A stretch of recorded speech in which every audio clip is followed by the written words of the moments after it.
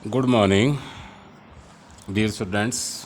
Standard +2, subject English, book name Flamingo, lesson number 3, Deep Water. Title किसी भी lesson का होता है, बहुत गहराई होती है उसमें. आपने before you have read a lot of stories in 10th standard, in +1 and now +2. गहरा पानी. गहरा पानी का मतलब बहुत से एग्जाम्पल होंगे कि यदि आप तैरना सीखना चाहते हो, तैराक बनना चाहते हो, तो उस गहरा पानी में जाना पड़ेगा. जिस प्रकार प्यासा है, यदि नदी के किनारे, नहर के किनारे चले जाएगा तो नदी, कुआं या हैंडपंप उसे पानी नहीं पिलाएगा, बल्कि पानी पीना पड़ेगा. मैसेज और थीम ऑफ द स्टोरी कि आपको पुस्तकों में खोना पड़ेगा. ये लेसन्स हैं, एक बार नहीं, 2 बार नहीं, 3 बार तक आपको रीड करना पड़ेगा. और इसमें से क्या मैसेज निकला कि हार्ड वर्क करना पड़ेगा. कि तैरने वाला पहले दिन ही नदी में छलांग लगाए और तैर जाए, संभव नहीं है. एक बार लेसन को हमने पढ़ा और लर्न हो जाए, ये भी पॉसिबल नहीं है. ड्राइविंग पहले दिन ही सीख जाए, ये भी पॉसिबल नहीं है. यदि कोई पेंटिंग बनाना चाहता है, बड़े बड़े पेंटर्स हुए हैं जिनकी पेंटिंग करोड़ों में बिकती है, वो पहले दिन ही प्रयास करने पड़ते हैं. अब्राहम लिंकन राष्ट्रपति अमेरिका के बने, पहले दिन ही नहीं, पता नहीं जीवन में कितनी बार असफल हुए. APJ कलाम राष्ट्रपति पद पर पहुँचे, मिसाइल मैन बने. और पीछे जो आप संघर्ष की कहानी देखेंगे तो आपको पता चलेगा कि वो कितने खोए. नेल्सन मंडेला, महात्मा गांधी की आप स्टोरीज़, उनकी टेल पढ़ेंगे तो आपको पता चलेगा कि वो उस गहरे पानी तक गए, जेल जाने से नहीं डरे, और इतने बड़े साम्राज्य ब्रिटिश से लड़ाई लड़ी. तो हर विद्यार्थी को वहाँ तक जाना होगा, अर्थात स्टडी को सर्वपूर्ण मानना पड़ेगा. और ऑनलाइन एजुकेशन का सबसे बड़ा बेनिफिट कि ऑफलाइन कई बार क्लास में होते हैं, आप एब्सेंट हो गए और ये लेसन टीचर्स द्वारा कराया गया है, तो आपके अंडरस्टैंडिंग नहीं हो पाएगी. सेकंड टाइम पता नहीं ट्रम कब आएगी. या कई बार क्लास में विद्यार्थी बैठे होते हैं, एकाग्रता नहीं होती और लेसन पूरी तरह अंडरस्टैंड नहीं होता, जिस प्रकार द लास्ट लेसन में फ्रेंच में बताया. लेकिन ऑनलाइन एजुकेशन से इस वीडियो को आप 5 बार, 6 बार, 7 बार देखेंगे तो ये इसमें आप परफेक्ट हो जाएंगे कि राइटर कहना क्या चाहता है, मैसेज क्या है. और लाइफ है वो स्ट्रगल से ही बनी है. बिना संघर्ष के, बिना पसीने के कभी भी जीवन में इंसान सफल नहीं हो सकता. किसी का भी एग्जाम्पल ले ले, आप अपनी गली का एग्जाम्पल ले ले, अपने गांव का एग्जाम्पल ले ले, और यदि कोई सफल हुए हैं, उन्होंने बहुत मेहनत की है. और मेहनत किस में की है कि एजुकेशन में. आपके आसपास यदि आप नज़र डालेंगे तो एजुकेशन के बिना कोई भी कामयाब नहीं है. और वो एजुकेशन जिसमें मेहनत, अभी ठीक है कि बहुत से घोड़े और गधे बराबर कर दिए हैं कि पास हो गए हैं, और इसको देखकर यदि इसी स्टेप आप चलाएंगे तो बहुत बड़ी तकलीफ़ होगी, क्योंकि स्टडी मस्ट है और ये बहुत ही इलीगल है, ख़ास तौर पे उन विद्यार्थियों के लिए जो कुछ करना चाहते हैं. लेकिन बेटे, इसमें कोई दो राय नहीं है, स्टडी सरोपरी है. जिनके पास ये कागज़ के अंदर 460, 465, 70 नंबर आए, वो कुछ नहीं करेंगे, वो गड्ढा भी नहीं खोद पाएंगे. So let us without delay we are going to start our lesson. Deep water, written by William Douglas. कई आपके राइटर हैं, वो इतने महान हैं, आप एक नॉर्मली कह दें कि विलियम डगलस कोई होगा, उसने स्टोरी लिख दी होगी. वो अमेरिका के राष्ट्रपति के एडवाइज़र रहे हैं, यानी कि पूरी दुनिया को उन्होंने देखा है नज़दीक से. और सेकेंडली, एक बहुत लंबे समय तक, यानी कि बहुत लंबे समय तक एज ए एडवोकेट, यानी कि कोर्ट में उन्होंने काम किया है. यानी कि उस न्याय व्यवस्था को देखा जहाँ लाखों लोग आते हैं, जाते हैं, और हर एक इंसान को ऊपर चढ़ते हुए और नीचे चढ़ते हुए, या भौतिक संसार में जिसमें हम रह रहे हैं तो क्या क्या कठिनाइयाँ आते हैं उसको जाना. तो विलियम डगलस एक महान व्यक्ति थे, उन्होंने इस लेसन को लिखा. तो आप समझ सकते हैं कि कितने बड़े महान व्यक्ति थे. So without delay, it had happened when I hear is narrator Douglas, यानी कि खुद राइटर ही नरेटर है, कहानी बता रहे हैं। बहुत सी स्टोरीज है ना कहानी, जैसे द लास्ट लेसन है, वो हम एक नरेटर कौन है वहाँ बेटा है, फ्रेंड्स बता रहा था। एंड लोस्ट सफरिंग में अनीस जंग लेखिका प्लस साहिब आलम में आपस में बातचीत होती है, तो दोनों नरेटर है, मुकेश और उनके बीच में बातचीत होती है। बाकी most of the part, more than 70% जो नरेटिंग हो रहा है वो सेकंड लेसन बाय अनीस जंग। एंड थर्ड लेसन प्योरली लेखक खुद, राइटर ऑथर खुद बता रहा है। It had happened when I was 10 और 11 ईयर्स ओल्ड। लेखक कहता है पूरी तरह तो मुझे याद नहीं है, लेकिन मेरी आयु 10 या 11 वर्ष की थी तब ये घटित हुआ। क्या हुआ? I had decided to learn to swim, और मैंने निर्णय कर लिया था कि मैं तैरना सीखूंगा, तैराक बनूंगा। There was a pool at the YMCA in Yakima. Yakima एक नदी है अमेरिका के अंदर, वाशिंगटन में, और YM से एक पूल का नाम है, तरनताल का नाम है। जैसे आपके स्टेडियम गांव में होंगे विभिन्न प्रकार के नाम है, इस प्रकार का। तो Y कैपिटल MCA, क्योंकि टाइटल नेम होता है वो कैपिटल होता है। That offered exactly the opportunity, यानी कि यकीमा में YMCA जो पूल था, तरनताल था, वो इसको मौका देता था, यानी कि वहाँ हर कोई तैराकी सीख सकता है। कारण बताएगा। द यकीमा रिवर वाज ट्रिशियस, ट्रिशियस होता है नदी। जब नदी नाम आ गई तो अंडरस्टूड है बेटे कि बड़ी खतरनाक थी, बहुत गहरी थी, क्योंकि नदियाँ तो नेचुरल में गहरी होती है कि वहाँ तो एक परफेक्ट तैराक ही पार कर सकता है, वरना वो डूब जाता है। Mother consistently warned against it and kept fresh in my mind the details of each drowning in the river. Douglas कहते हैं कि मेरी माताजी मुझे उस यकीमा नदी के बारे में बताती कि बहुत से लोग ने इसमें छलांग लगाई, यानी कि जो पूरी तरह परफेक्ट नहीं थे, बहुत से नौजवान इस नदी में डूब गए। तो जिस प्रकार दूसरों की माताएं, आपकी माताएं चिंता करती है, उसी तरह डगलस की माता भी चिंता कर रही थी, ताकि बेटा यानी कि स्विम, एक तैराक बनना चाहता है तो पहले दूसरी जगह पर जाए, यकीमा नदी में जाएगा तो शायद बच ना पाए। Kept fresh in my mind the detail of each drawing in the river, यानी कि वो माँ की बहुत से लोग जिस तरह उसमें डूबे हैं उनकी याद ताज़ा कर देती। कई बार छोटे बच्चे होते हैं तो हमारी माताएं भी कहती है कि शाम के टाइम बाहर ना जाओ। उस बाहर ना जाने का मतलब कोई पशु भी आवारा हो सकता है, कोई और चीज़ भी हो सकती है, इसलिए हर माताएं चिंतित होती है। But the YMCA pool was safe, कहता है यकीमा नदी को छोड़कर ये YMCA पूल था, ये बड़ा सेफ था, सुरक्षित था। क्यों? इट वाज ओनली 2 और 3 फीट डीप एट द सेलो। सेलो का मतलब एक किनारा तो उसका 2-3 फीट था। जिस प्रकार बहुत से आपने बाथरूम देखा होगा कि हम टब बना लेते हैं, कई बार आपने ट्यूबवेल की डिग्गी देखी होगी, उसको YMCA पूल मान लो आप। कई बार ट्यूबवेल की डिग्गी होती है वो 3-4 फुट गहरी होती है, कई बार ट्यूबवेल की जो डिग्गियाँ बनी होती है आमतौर पर आप लोग देख सकते हैं वो ज़्यादा गहरी होती है, और कई बार उसका एक सिरा जो होता है वो 2-3 फुट पानी होता है, और नीचे जो सिरा जाता है वो काफ़ी गहरा होता है, यही बताया गया। इट वॉज ओनली 2 और 3 feet deep at the shallow and the while it was 9 feet deep at the other. और दूसरा सिरा, एक सिरा तो 2-3 फुट था और दूसरा जो सिरा था वो 9 फुट गहरा था, यानी कि इस प्रकार की डिग्गी बनी थी, पूल बना हुआ था। द ड्रॉप वाज ग्रेजुअली, और आहिस्ता आहिस्ता वहाँ उस, यानी कि अब 2-3 फुट तक यदि कोई तैरना नहीं जाता तो वहाँ भी स्नान कर सकता है, और यदि तैरना चाहे तो उसमें डुबकी लगा सकता है। आहिस्ता आहिस्ता नीचे जाता था। I got a pair of water wings and went to the pool. मैंने एक पानी वाले पंख लिए। अपने देश में क्या होता है, कोई जोड़ में जाता है तो टायर जो होता है उसके अंदर जो आपकी हवा भर लेते हैं और तैरना शुरू कर देते हैं, या कोई गुब्बारा होता है वो बना लेते हैं। तो इस प्रकार के ऊपर तैरते हैं क्योंकि उनको पता है कि ये डूबेगा नहीं, और वहाँ फॉरेन कंट्रीज़ में वाटर विंग्स ऑलरेडी बने होते हैं। कहता मैं पूल पर चला गया।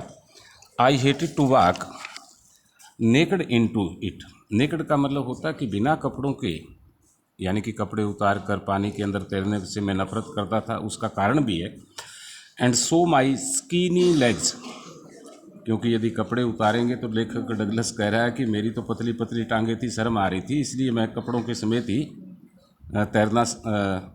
पानी में तैरना चाहता था या तैर रहा था, डुबकी लगाता था।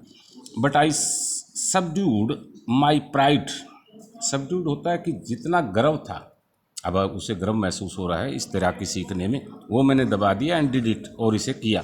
अर्थात पानी जो वाटर विंग्स थी उसको लिया और उस YMCA पूल के अंदर थोड़ा थोड़ा तैरना सीखना शुरू कर दिया।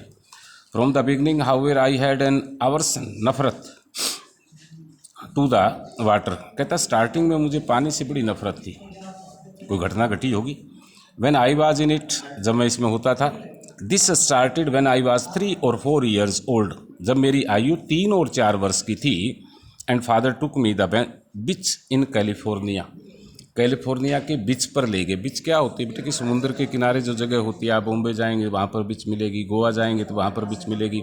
समुद्र का किनारा होता है बड़ा आनंद में होता है, लाखों लोग वहाँ पर, हज़ारों लोग घूमने के लिए जाते हैं, वो बीच होती है। कैलिफोर्निया भी एक शहर है अमेरिका का। ही एंड आई स्टूड, ही कौन है? फादर हैं। आई कौन है?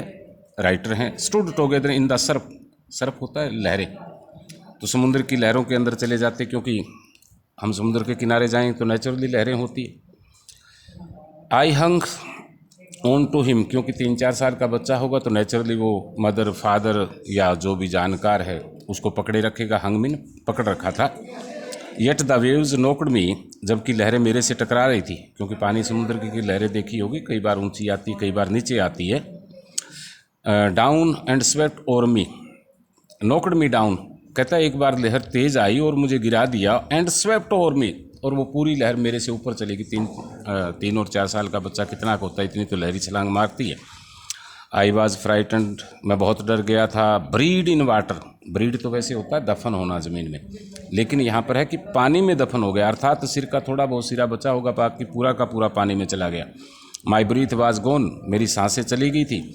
आई वॉज फ्राइटेंड, मैं बहुत डर गया था। फादर लाफ्ड, पिताजी हंसे, क्योंकि उन्होंने हाथ पकड़ रखा था।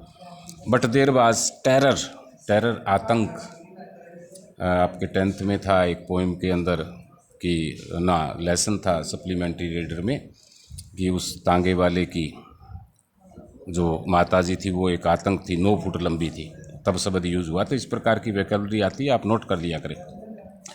इन my heart at the overpowering force of the waves, अर्थात जो एक बहुत ही शक्तिशाली थी जो लहरें थी, उस पे क्या था कि there was terror in my heart, तो मेरे दिल के अंदर एक डर बैठ गया कि दोबारा थोड़ा सा पिताजी आगे गए तो मैं तो डूब ही जाऊंगा। My introduction to the YMCA swimming pool revived, याद दिला दी। अनप्लीजेंट एस खुद मेमोरीज, यादें। एंड स्टीयर्ड चाइल्ड फियर्स, और बचपन के अंदर डर होता है वो फिर एक तरोताज़ा हो गया। कहता है कि मेरी YMCA स्विमिंग पूल के अंदर एक ताज़ा यादें थी, वो बड़ी ऐश खुद थी।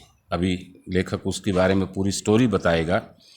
और जो एक बचपन में डर होता है, आपने 9th में एक लेसन लॉस्ट चाइल्ड पढ़ा होगा कि माता पिता से बच्चा जब दूर होता है तो किस प्रकार वो डर जाता है, तो बचपन में अनेक प्रकार के डर होते हैं।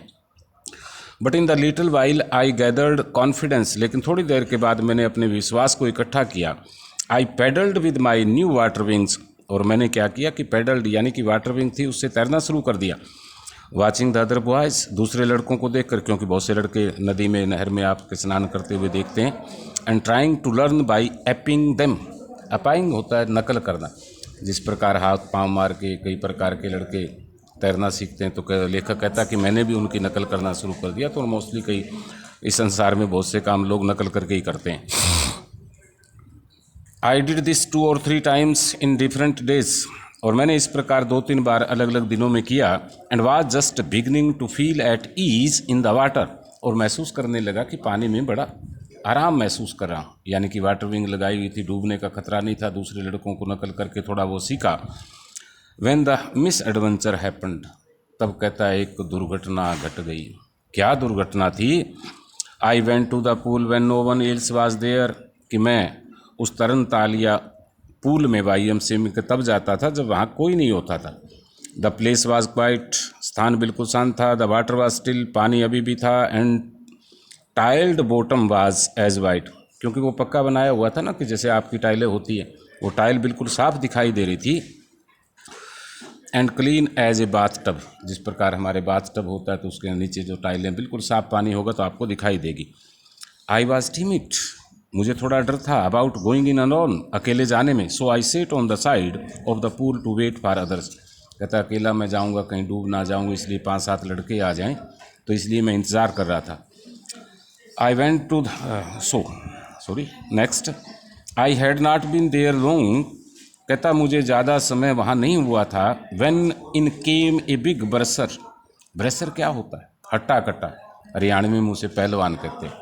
हम आमतौर पर कोई हट्टा कट्टा तगड़ा होगा तो उसको पहलवान ही बोलते हैं।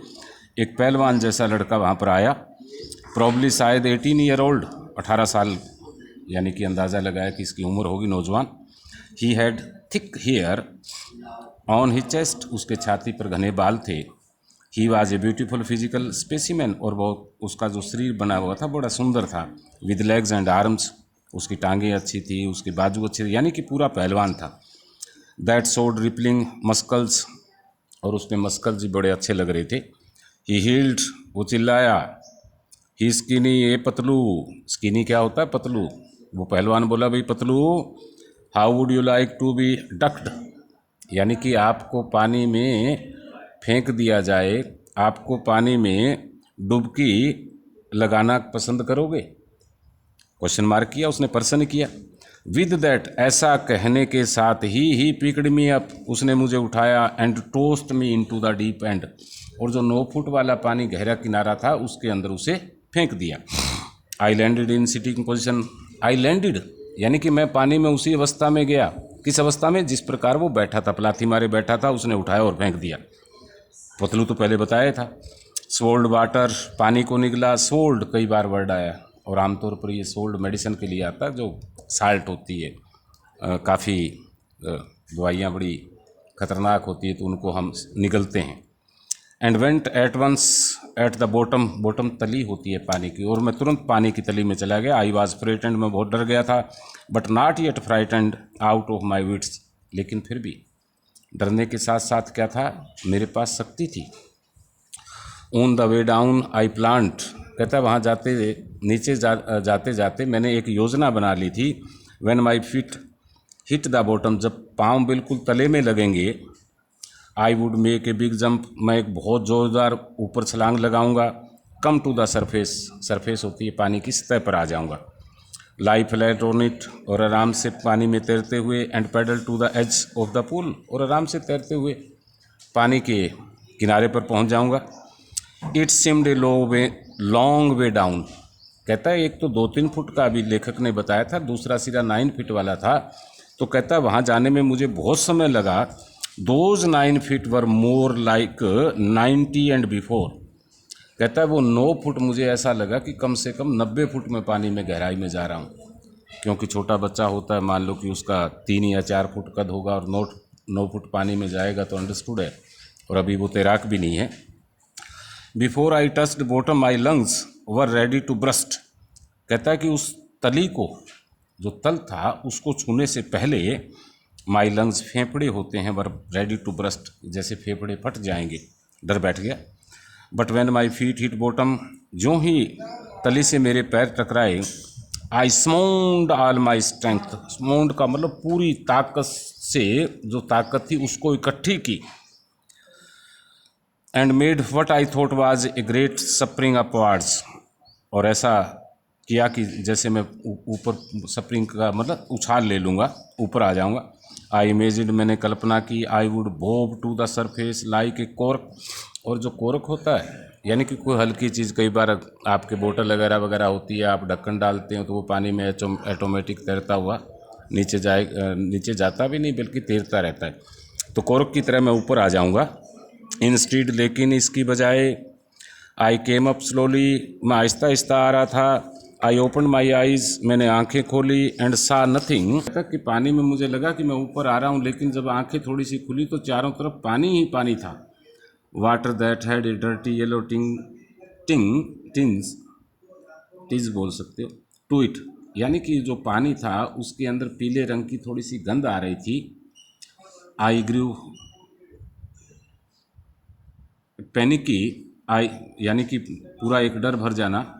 आई reached up as if to grab a rope, I reached up, मैं ऊपर गया कि जैसे कि टू ग्रेब ए रोप, जिस प्रकार रस्सी को पकड़ना।